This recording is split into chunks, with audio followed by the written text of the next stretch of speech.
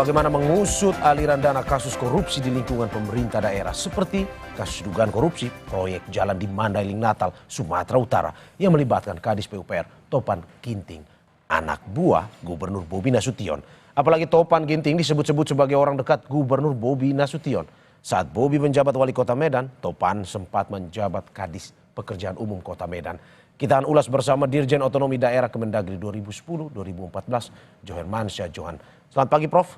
Pagi, Mas Mario. Terima kasih sudah hadir di studio pagi ini. Ya, sama-sama. Dan juga pakar tindak pidana pencucian uang Yenti Garnasi melalui Zoom. Selamat pagi, Mbak Yenti. Selamat pagi. Terima kasih Mbak Yenti sudah hadir juga. Dan peneliti Pusat Kajian Anti Korupsi Universitas Gadjah Mada, Zainur Rohman. Selamat pagi, Mas Zainur. Selamat pagi. Oke, selamat pagi Bapak Ibu sudah mau bergabung dan berdialog di Sapa Indonesia pagi hari ini. Saya ke Prof. Johermansyah terlebih dahulu. Prof. Jo, selalu korupsi sampai saat ini di era pemerintah Presiden Prabowo, pemerintah daerah dan korupsi selalu keterikatannya masih tinggi. Betul. Terjadi lagi di dugaan korupsi di Sumatera Utara. Bagaimana Anda melihat ini? Jadi kalau kita pelajari korupsi di pemerintahan daerah itu, sejak kita menggelar pemilihan langsung tahun 2005 sampai kemarin Pilkada serentak 2024 itu belum selesai, belum berhenti lah, masih tetap berlanjut terus. Nah, akar persoalannya salah satu adalah karena Pilkada berbiaya mahal, yang kedua oleh karena birokrasi kita tidak netral, ASN kita kan terpolitisasi di dalam hajatan pilkada itu oleh para politisi. Nah, relasi antara politisi dan birokrasi ini dan ada berbiaya mahal itu setelah pemenangan, setelah mereka memerintah menjadi kepala daerah di mana-mana ini kasusnya, kemudian menjerat korupsi, yang korupsi itu adalah birokrasinya dan politisinya. Saya punya data terakhir, korupsi yang menimpa kepala daerah kita yang menyeret juga birokrasi 408 kasus. 408 kasus? Iya, banyak. Tahun berapa itu? Dari tahun 2005 ketika kita menggelar pilkada serentak pertama di Kutai Kartanegara sampai dengan yang terakhir pilkada serentak nasional. Jadi memang ini persoalan yang harus kita carikan jalan keluarnya. Oke, kalau dari Anda Prof, melihat 400 2005 sampai 2024, 20 hampir 20 tahun. Tinggi atau kecil sebenarnya? Wah, itu sebetulnya sudah termasuk yang tinggi sekali. Jadi kalau fenomena itu kita banding dengan negara-negara lain, atau kasus-kasus pemerintahan di masa lalu, era-era sebelum kita masuk di era reformasi, ini yang paling tinggi dan sangat mengkhawatirkan karena itu sangat menghambat untuk meningkatkan pembangunan dan kesejahteraan masyarakat di daerah-daerah kita. Oke, Anda bilang tadi ASN politisasi. Maksudnya seperti apa itu? Ya, ASN politisasi itu begini. Untuk memenangi kontestasi dalam pilkada, ASN ini kan sangat seksi. Dia punya wewenang, dia punya program dan kegiatan, dan dia juga bisa menjadi alat untuk mempengaruhi pemilih. Karena pernah jadi camat misalnya gitu ya, dia punya para pengikut di wilayah-wilayah. Nah, dengan begitu dia kerap kali dipakai oleh orang yang menjadi calon kepala daerah untuk bisa membantu pemenangan. Nah, terutama petahana. Ya, petahana itu sangat memanfaatkan birokrasi. Nah, itu yang kita harus juga betulin, birokrasi yang netral dari politik. Oke, Prof, Anda mau bilang bahwa kalau di kasusnya di Sumut, bahwa ini tersangka Topan ini, orang dekat ini adalah sebuah hal yang lumrah jika pada akhirnya dulu menjadi sekda ataupun jadi di kota, ini sekarang dekat juga akhirnya bisa menjadi pejabat di gubernur. Betul, ya, itu yang juga harus kita perbaiki. Bagian dari politisasi juga, Pak? Iya, karena mengapa kok seorang yang di level kota tiba-tiba bisa jadi pejabat top di level provinsi? Ya, itu kan karena kedekatan relasi kepala daerah terpilih di tingkat provinsi dengan anak buahnya yang dulu di kota. Nah, padahal kan ada birokrasi di tingkat provinsi yang sudah merintis karir dan juga berpengalaman. Itu tidak dianggap. Maka juga harus diperbaiki cara mutasi rekrutmen orang-orang di dalam sistem pemerintahan daerah kita ke depan. Oke, sebelum saya ke Mbak Yenti, Prof, bagaimana Anda tadi sudah menjelaskan sedikit bahwa harus ada profesionalitas. Meritokrasinya kalau kita bilang tidak ada sebenarnya. Kurang. Kalau yang Anda mau bilang seperti itu. Iya, betul. Kalau Anda mau lihat dari kejadian yang terjadi di Sumatera Utara, Anda mau bilang bahwa ini dulu menjadi camat tiba-tiba jadi kadis PUPR. Harusnya orang teknis sebenarnya yang biasanya menjabat itu, tetapi kok tiba-tiba bukan orang teknis. Betul. Nah itu juga apa yang Anda bisa lihat ini soal kompetensi. Jadi untuk menduduki dalam jabatan itu memang ada seleksi lewat pansel-pansel. Yang sayangnya seleksi pansel-pansel itu rekayasa kebanyakan. Jadi orang yang naik dalam jabatan itu ukurannya harus kompetensi pendidikan, pengalaman kerja. Jadi rasanya kalau orang yang jadi camat ya itu kan tentu pengetahuan pemerintahannya yang lebih banyak ketimbang pengetahuan teknikalnya. Nah untuk jadi kepala PU itu tentu yang akan lebih kuat ya adalah mereka yang berpengalaman di bidang teknik. Jadi kemampuan teknikalnya yang lebih kuat ya. Nah bukan manajerialnya. Jadi yang terjadi sekarang karena kedekatan relasi antara orang yang memenangi kontestasi pilkada dengan anak buahnya itu sering dibawa itu. Dan fenomenanya bukan di Medan aja, around the country, di seluruh pelosok itu asal ada bupati menang jadi gubernur, anak buahnya di kabupaten itu dibawa. Itu mengganggu sekali bagi birokrasi di tingkat provinsi. Saya ke Mas Zainur. Mas Zainur, Anda melihat around the country, hampir seluruh kepala daerah di pemerintahan daerah itu, siapapun yang menang membawa orang-orang dekatnya. Menurut Anda ini bagian dari terima kasih saja karena sudah membantu mungkin memenangkan politisasi itu, atau sebenarnya mungkin saja ada kong kali kong ke depan?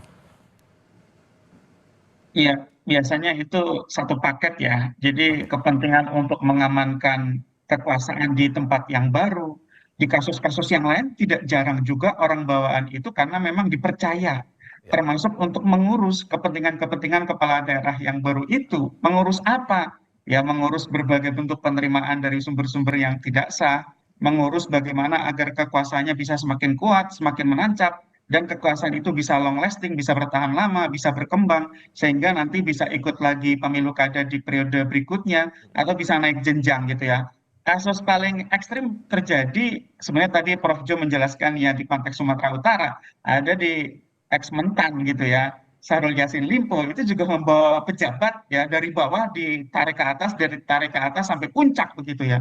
Jadi memang ada banyak problem di dalam pemerintahan daerah kita yang harus dibenahi untuk bisa mengurangi resiko terjadinya korupsi. Mulai dari tadi saya setuju dengan Prof. Jo, high cost politik, kemudian bagaimana politik dan birokrasi itu seperti susah untuk dibuat profesional, ya juga bagaimana agar ya meritokrasi itu bisa benar-benar terwujud tidak sekadar sebagai bentuk formalitas. Ya selama ini kan pansel-pansel itu dibentuk oleh kepala daerah, tetapi panselnya sendiri juga adalah orang-orangnya kepala daerah, sehingga yang akan dipilih juga adalah orang-orangnya kepala daerah. Mas Zainur, dalam konteks dalam motif ini Anda tidak melihat bahwa mungkin saja orang dekat yang dibawa mungkin kerjanya bisa lebih nyaman karena orang dekat, mantan dulu di kota, sekarang di Sumatera di provinsi, atau gimana Anda melihat? Iya, nomor satu betul soal kenyamanan, soal kepercayaan bahwa yang dibawa itu memang loyalis. Jadi soal profesionalitas itu nomor kesekian, tetapi yang diutamakan yang pertama adalah loyalitas ya. Kenapa? Karena kan kepala daerah ini punya banyak kepentingan, termasuk ya kalau kita lihat kasus-kasus korupsi itu dioperasionalkan oleh loyalis gitu ya, orang-orang yang dipercaya. Silakan bisa dicek di persidangan kasusnya ex Kementan gitu ya, ex Menteri Pertanian Syahrul Yassin Limpo, itu dioperasionalkan oleh siapa? Dioperasionalkan oleh orang kepercayaannya yang dibawa dari bawah gitu ya. Dengan orang kepercayaannya yang sudah dipanggil oleh KPK, sudah menjadi tersangka oleh KPK ini, berarti menurut Anda Bobi pun harus diusut juga oleh KPK, begitu Mas Zainur? Harus ya. Kenapa? Karena yang pertama Bobi gubernur, secara jabatan tentu harus dimintai keterangan. Di tanggal 24 April 2025, Bobi itu off-road bareng-bareng dengan mereka para tersangka ini. Coba bayangkan ya, tersangka diajak untuk meninjau calon proyek jalan oleh Kepala Dinas PUPR, di situ ada gubernur dan jajarannya. Apakah ini bukan bentuk favoritisme? Apakah ini bukan bentuk satu kong kali kong, satu upaya permufakatan jahat? Jadi sebenarnya tidak ada itu sistem kompetisi di dalam pengadaan barang dan jasanya, karena sejak awal sudah dikondisikan, bahkan calon pengembangnya, calon kontraktornya, calon pemborongnya itu sudah dibawa untuk melihat ini besok proyek yang akan dijual, akan dilelang, kalian ikutlah untuk ikut bidding melalui e-katalog. Sehingga sekali lagi ya, Bobi ini sangat erat kaitannya. Kita belum bicara soal apakah terlibat atau tidak ya secara hukum, apakah ikut menjadi pelaku atau tidak. Tetapi dari sisi keterkaitan sangat erat. Dan sekali lagi Topan ini adalah orang yang dibawa dari Pemkot Medan naik ke PUPR Sumatera Utara, baru menjabat selama 4 bulan tiba-tiba sudah jualan proyek ratusan miliar. Apa tidak perlu gubernurnya diperiksa? Ya wajib gitu, gitu Mas Mario. Oke, saya ke Mbak Yanti. Mbak Yanti, kalau kita melihat dari apa yang disampaikan oleh KPK, 200 M, 8%-nya diduga buat kepala dinas PUPR. Sisanya yang masih belum tahu nih katanya 12%, belum tahu kemana. Bagaimana kita menelusuri aliran dana seperti itu? Ya, sebenarnya kan begini ya. Kalau OTT itu pasti sudah ada penyadapan. Nah, di penyadapan ini kita minta betul-betul kepada KPK itu untuk jujur deh. Kita bisa melihat kok. Sebenarnya udah tahu itu di dalam penyadapan itu pasti sudah kelihatan. Terlepas ya terlibat apa tidak dan itu harus memang diperiksa. Itu sudah lihat sebetulnya. Sudah kelihatan. Itu kan penyadapan itu kan percakapan sekian lama orang-orang tertentu dan sebagainya. Dulu kita mengenal ada yang namanya menggunakan istilah-istilah apa simbol-simbol dan sebagainya. Ya. Jadi jadi ini udah sangat kental sekali ya. Dan kemudian bahwa ini kan apa ya kayak ijon gitu ya Mas. Ininya belum tapi sudah ditawarkan dan sebagainya. Dan kemudian nanti ada sekitar 8 miliar untuk kepala dinas. Tidak mungkin kan 8 miliar itu tanpa diketahui oleh gubernurnya. Jadi begini juga Prof John ya. Masa kepala daerah tidak tahu anggaran-anggaran yang menjadi pertanggungjawaban dia sebagai kepala daerah itu kepada siapa dan bagaimana itu kan tidak mungkin, sangat tidak mungkin. Jadi sekarang ini kita itu kadang-kadang apa ya justru diedukasinya secara salah bahwa seolah-olah tidak dan sebagainya. Biar aja lah mereka mengatakan menafikan bahwa menghindar dan sebagainya, tetapi kita harus jalan dengan logika yang memang betul-betul logika yang sehat bahwa kepala daerah itu pasti tahu. Bahkan di beberapa tempat tuh kepala daerah, wakil kepala daerah tuh langsung di bawahnya pasti kedekatannya dengan PUPR. Kenapa? Karena memang kebanyakan anggaran terbesar di sana. Nah, pasti, apalagi ini ada nepotisme ya, Prof John ya tadi. Nepotisme itu tidak harus dengan anak dan saudara dan sebagainya. Orangnya di bawah itu nepotisme. Nah, nepotisme itu tidak akan lepas dari KKN, korupsi, kolusi, nepotisme. Nah, ini yang terjadi kan seperti ini. Jadi memang penempatan itu rentan sekali. Tadi dikatakan bahwa apa ya, kalau saya mengatakan itu bukan lumrah, itu adalah sangat rentan terjadinya tindak pidana korupsi. Nah ini harusnya Kemendagri, Otda ini harus betul-betul melihat apa-apa sih yang menjadi sumber-sumber akan terjadinya korupsi, yaitu antara lain penempatan, kemudian di ujungnya adalah pemilihan kepala daerah dan sebagainya. Ini kita harus dari sana. Saya kira banyak sekali Prof John yang seperti ini. Oke, Dan Mbak Yanti, sebelum saya ke Prof Jo, saya ingin nanyakan sedikit. Bagaimana kita follow the money sedangkan money-nya saja belum masuk ke orang-orang yang akan diberikan jatah ini?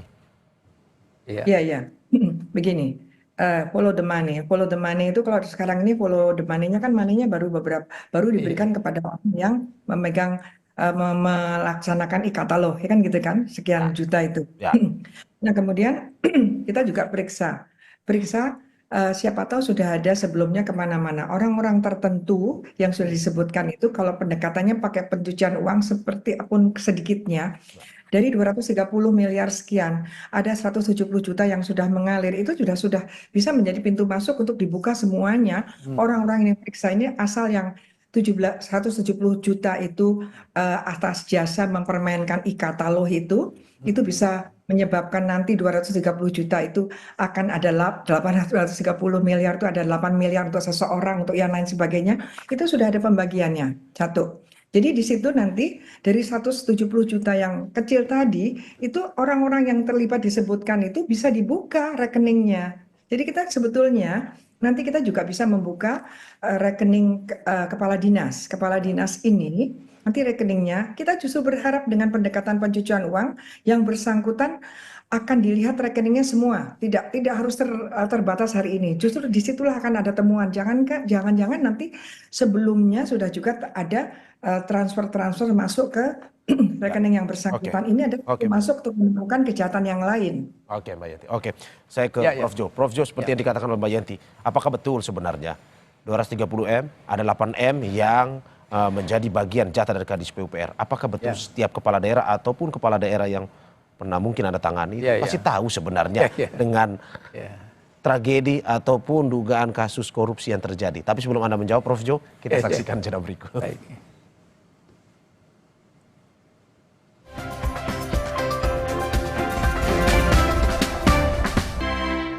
Terima kasih masih di Sapa Indonesia Pagi bersama saya Mario Sarong dan juga narasumber saya Dirjen Otonom Daerah Kemendagri 2010-2014 Johansyah Johan, pakar hukum tindak pidana pencucian uang Yenti Garnasi dan peneliti Pusat Kajian Anti Korupsi Universitas Gadjah Mada Zainur Rohman. Saya ke Prof. Jo lagi.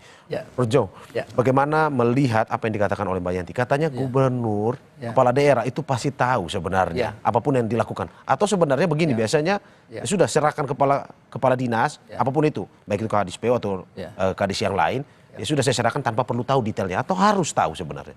Oh ya, dalam praktek selama ini apalagi model pengadaan barang dan jasa para kepala daerah yang main dalam pilkada yang sangat berbiaya mahal ini itu menjadi perhatiannya.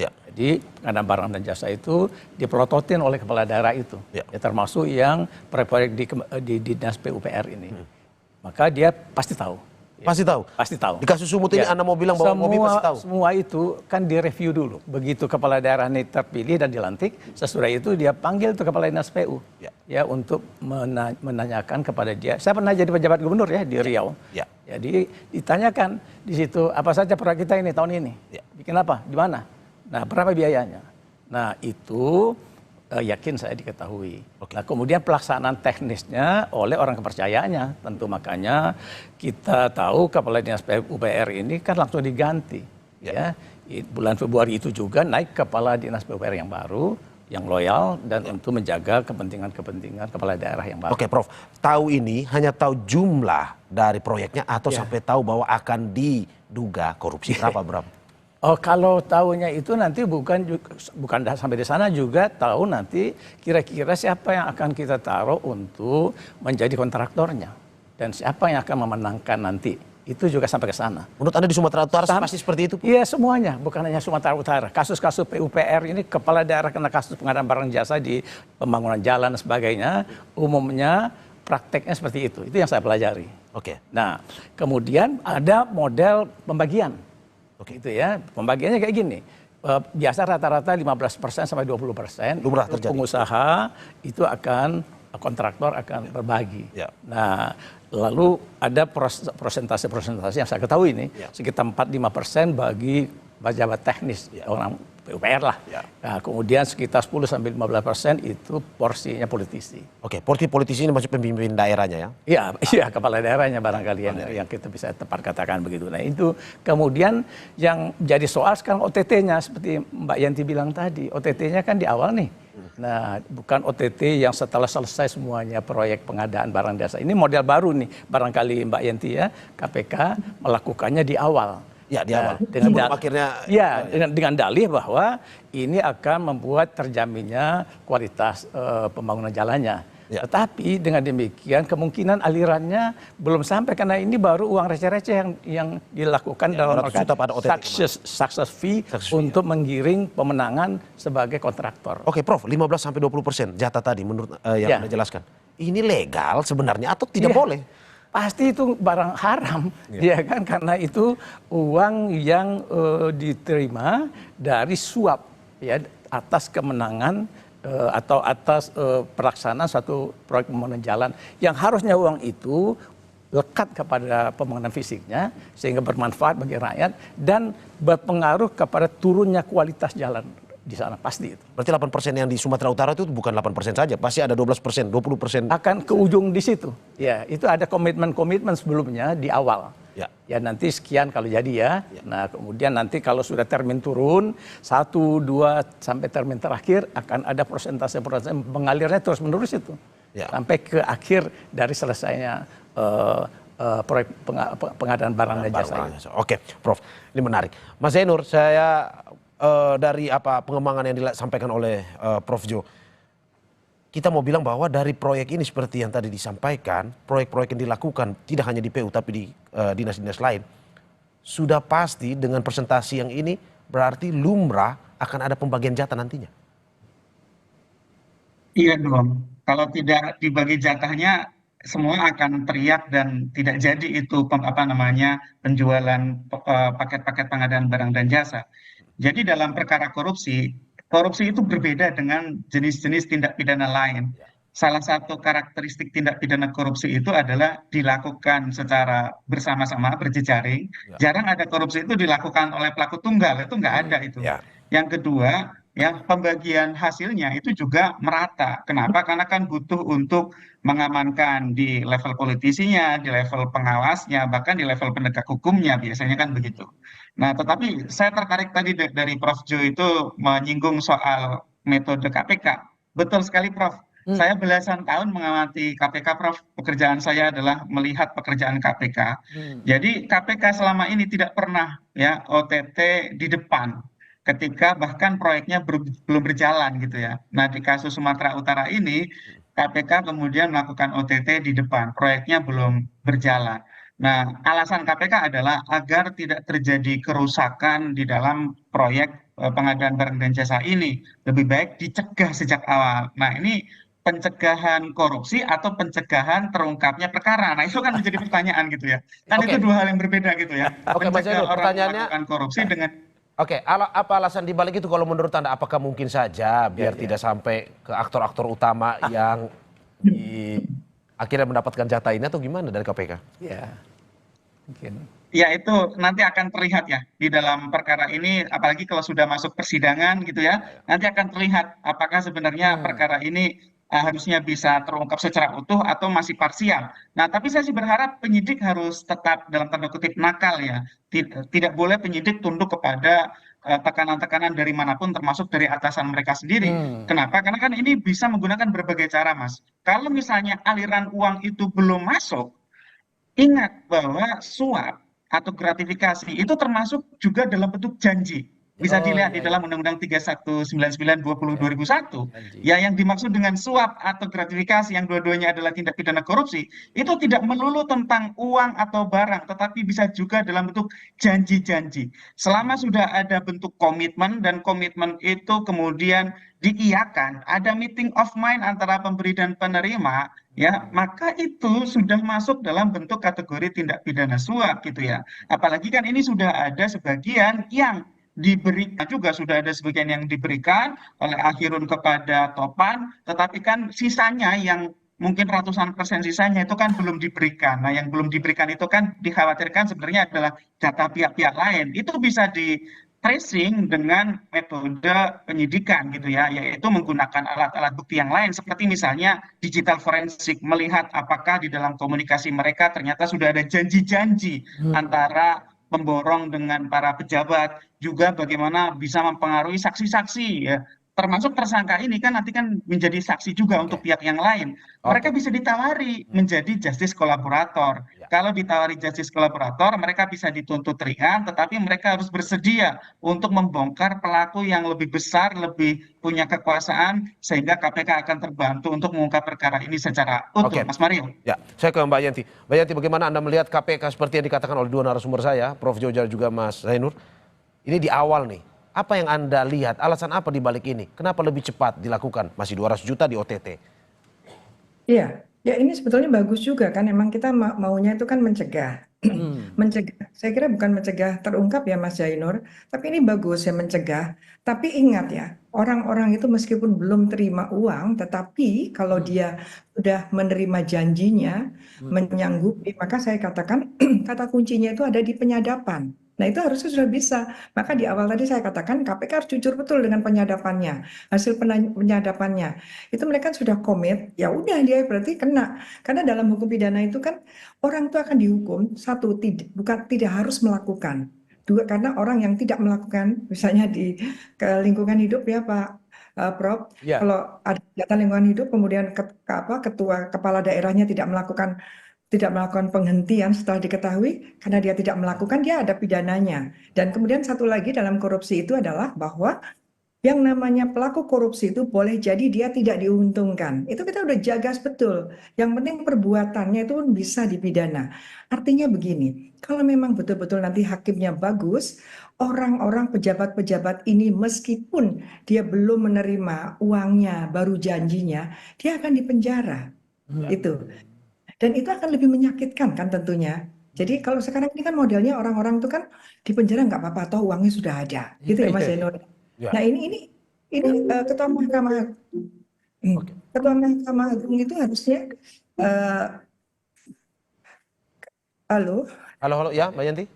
Nah, Ketua Mahkamah Agung ini harusnya memberikan perhatian besar ya kepada hal ini Ya. bahwa seperti ini nih penting sekali karena kita juga tidak mau eh, tidak mau program itu menjadi terbengkelai. Ya. Kecuali kalau kita nanti sudah punya undang-undang aset recovery, ya kan? Karena nanti semua korupsi-korupsi itu ketika uangnya sudah dikembalikan berdasarkan putusan hakim, seharusnya recovery itu adalah dikembalikan untuk program yang gagal tersebut gitu. Oke, Mbak Yanti. Iya. Saya ke Prof. Jo. Prof. Jo, bagaimana Anda melihat ini bahwa tadi seperti yang dikatakan, hampir seluruh kepala daerah kalau terpilih ya sudah pada akhirnya ada dugaan-dugaan korupsi seperti ini. Sistem sudah ada e-katalog, tapi pun bisa juga diakali. Betul. Menurut Anda ini permasalahan sistem yang perlu terus diupdate, mutakhir, atau manusianya? Oh ya, jadi kalau soal sistem sih kita sudah berusaha keras kan, pakai e-katalog, ada pusat data elektronik, kemudian juga keterlibatan publik juga boleh lapor dan sebagainya. Nah hanya soalnya adalah the man behind the screen itu, ya the man behind the gun lah katakan gitu ya. Nah para politisi, para birokrasi ini yang bisa mengotak-atik mengatur semua kemajuan teknologi alat-alat itu. Nah oleh karena itu memang yang harus diperbaiki adalah orang aktor ya melalui apa? Melalui cara perbaikan sistem pilkada kita. Pilkada kita harus dicari jalan, jangan berbiaya mahal, ya turunkan itu biayanya sehingga dengan demikian dia tidak ada lagi nafsu untuk mengembalikan modal setelah pilkada. Lihat setelah itu ya. Itu dia. Oke. Perbaikan pada sistem dan juga pada aktor yang menjalankan sistem itu. Oke, saya ke Mas Zainur. Mas Zainur, alat boleh canggih tapi kalau manusianya tetap ada niat untuk korupsi ya tetap sama aja. Menurut Anda seperti apa pencegahannya, mitigasinya seperti apa? Ya, saya setuju ya. Yang pertama memang pemilihan kepala daerah itu harus diperbaiki agar bisa mencegah untuk politik biaya tinggi itu terjadi. Karena politik biaya tinggi itu salah satu yang kemudian pengeluaran terbesar adalah vote buying, gitu ya, atau membeli suara. Nah, membeli suara itu kan artinya menyuap pemilih. Ini juga perlu diperbaiki ke depan. Yang kedua, tentu dari sisi tata kelola pemerintahan di daerah, ya pengawas di daerah, inspektorat di daerah itu tidak berfungsi kalau pelaku pelanggarannya adalah kepala daerah. Nah ini harus dicarikan solusi nih. Kalau seperti ini terus akan susah. Seperti kasus di Sumatera Utara, Inspektorat Daerah Sumatera Utara saat ini adalah orang bawaan Bobi dari Inspektorat Kota Medan. Pertanyaan saya, kalau yang melakukan kenakalan pelanggaran adalah Bobinya atau kepala daerahnya, apa bisa melakukan pengawasan? Orang bawaannya Bobi sendiri. Itu harus dicarikan jalan keluarnya. Yang ketiga adalah bagaimana agar akuntabilitas ya, bagaimana sistem pelaporannya itu terus diperbaiki. E-katalog mungkin bisa kita katakan masih kecolongan ya, masih bisa dimainkan. Tetapi kelebihan e-katalog adalah semua terekam ya. Jadi jejak digitalnya itu ada lognya. Kapan siapa melakukan perubahan apa terhadap akun pengadaan barang dan jasa itu bisa di tracing sehingga itu memudahkan untuk adanya audit ke depannya. Tetapi kan kalau bisa dicegah dari awal itu lebih baik lagi. Sehingga Mas Mario, memang ini kompleks ya, termasuk menurut saya yang paling penting adalah disinsentif bagi para pelaku tindak pidana korupsi. Ya pemiskinan itu tadi yang menurut saya sangat efektif untuk membuat orang berpikir melakukan korupsi ya. Pemiskinan itu yang artinya yang pertama ini adalah melakukan perampasan aset hasil kejahatan. Itu yang pertama. Yang kedua adalah bagaimana resiko denda itu dinaikkan ya. Denda sekarang 1 miliar misalnya itu tidak kerasa untuk orang-orang yang Oke. berkuasa gitu ya. Dendanya menurut saya harusnya misalnya adalah 3 kali lipat dari nilai kerugian negara, bukan dari hasil korupsi. Karena di dalam pasal 18 Undang-Undang Tipikor, bahkan uang pengganti itu sebanyak-banyaknya adalah harta yang diterima oleh pelaku, bukan jumlah kerugian yang terjadi. Sehingga ke depan ya harus dinaikkan risiko orang melakukan korupsi. Yang pertama risiko terungkapnya besar, yang kedua risiko di penjara badannya tinggi, yang ketiga adalah risiko dimiskinkannya itu jauh lebih tinggi sehingga bisa menyebabkan seorang pelaku itu dalam tanda kutip menjadi bangkrut. Dia punya risiko tinggi termasuk dari sisi ekonomi. Karena korupsi Mas Mario adalah tindak pidana yang bermotif ekonomi sehingga disinsentifnya juga harus punya corak ekonomi. Nah Ekonomi ini yang pula. sampai sekarang kita tidak ada kemajuan nih.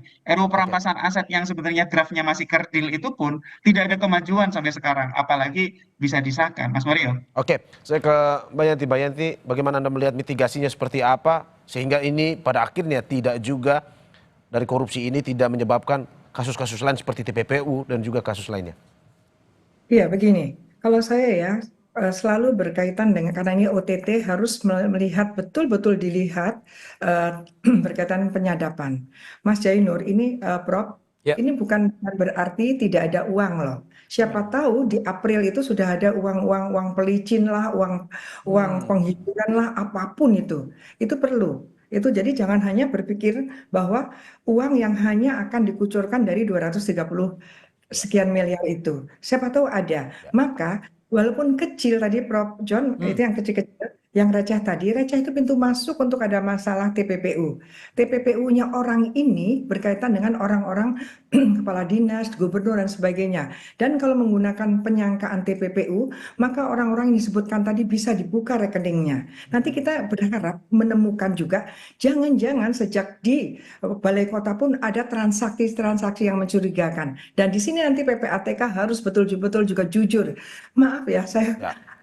agak kepercayaan ini saya sekarang ini Mas Zainur ya, baik dari penyidik, kejaksaan maupun Mahkamah Agung. Saya katakan tadi bahwa kita berharap kalau hakimnya ini benar-benar profesional dan integritasnya Oke. terjaga, meskipun tidak menerima uang, belum menerima uang, tapi dia sudah komit bahwa dia akan nanti menerima setelah ada kucuran termin-termin tadi, dia sudah bisa dipidana. Bahkan juga pasal 12-nya, itu berat sekali hukumannya. Bukan hanya pasal 13 yang 5 tahun, itu bisa 20 tahun. Bayangkan, orang hanya menerima janji kena 20 tahun seorang pejabat. Oke. Ini harusnya juga bisa menjerakan, bisa mencegah di kemudian hari. Demikian, Prof. John, mohon Ya, itu. oke. Intinya adalah mitigasi yang perlu dilakukan Bapak Ibu, yang harus dilakukan pemerintah pun juga untuk menekan pemerintah daerah bahwa tindak seperti ini ya pada akhirnya menyengsarakan masyarakat. Betul. Terima kasih Bapak Ibu narasumber saya, Dirjen Otonomi Daerah Kemendagri periode 2010-2014, Johermansyah Johan. Terima kasih Pak. Terima kasih juga pakar tindak pidana pencucian uang, Yenti Garnasi. Terima kasih Bu, dan juga peneliti Pusat Kajian Anti Korupsi Universitas Gadjah Mada, Zainur Rohman. Terima kasih Bapak Ibu atas Terima kasih Mas apa yang disampaikan. Zainur. Sehat-sehat selalu. Terima kasih.